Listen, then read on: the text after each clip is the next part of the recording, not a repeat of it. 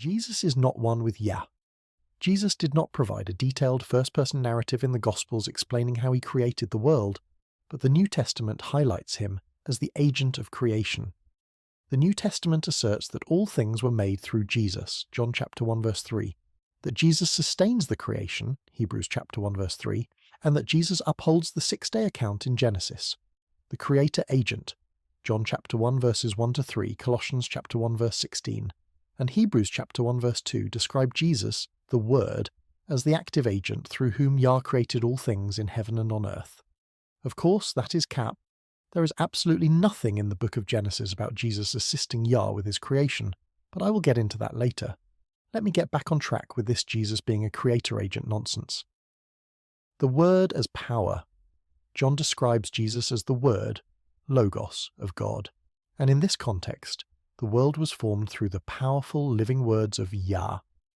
Now, I have to say what the book of John is talking about as far as Logos definitely sounds like some stuff Philo of Alexandria would say.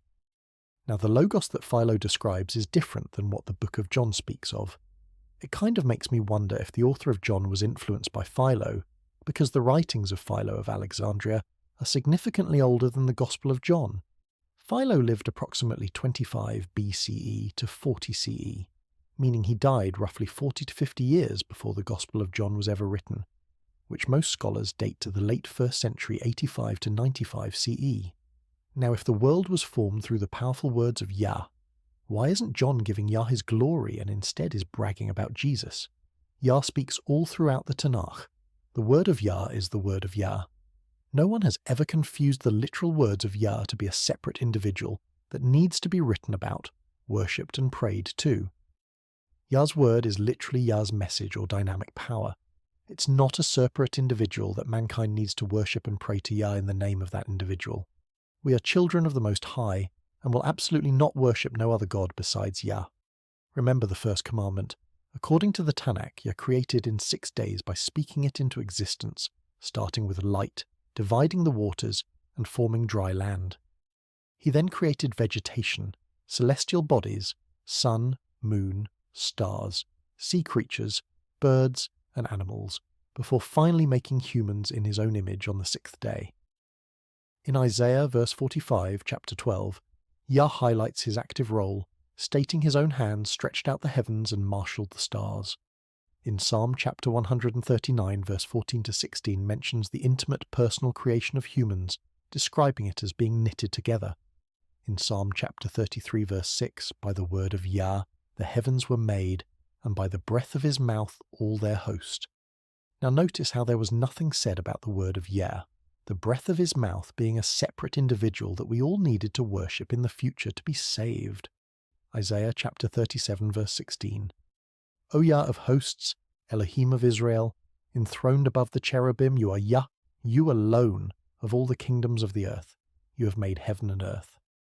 Notice how Isaiah says, you alone, YAH, did all of this by himself. I'm sure the angels saw it. I'm sure they definitely had a front row seat to witness the extraordinary power of the Most High, but it's very clear that YAH created the heavens and the earth all by himself. Hallelujah. Proverbs chapter 16 verse 4. YAH has made everything for its purpose, even the wicked for the day of trouble. Psalm chapter 95 verse 6. O come, let us worship and bow down.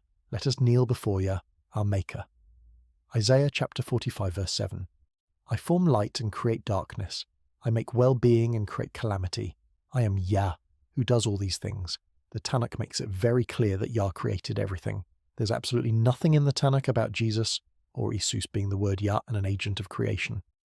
One can honestly make a case that Jesus is Lucifer or a Lucifer, instead of being one with or being the son of YAH. The Israelites would have clearly rejected the pro-Roman Jesus. They would have stoned him quicker than David stoned Goliath. Props to the rich man for keeping his wealth instead of giving up everything to follow Jesus. He was truly a hero in the New Testament. He just wanted to live forever, so he ran up on Jesus and was asked if he knows what the commandments say. The rich man replied, I have obeyed all those commandments since I was a boy. The rich man called Jesus good, and Jesus told him no one is good except God. So this rich man has kept the commandments of YAH since he was a child and was blessed with wealth, and Jesus wanted him to sell everything and give his money to the poor. The rich man didn't do it, thank goodness. He kept the commandments and his wealth and didn't follow Jesus. R.I.P. to the rich man, one of the realest in the New Testament. Please like the videos and subscribe to the channel. This is Tanakh TV. Shalom, everyone.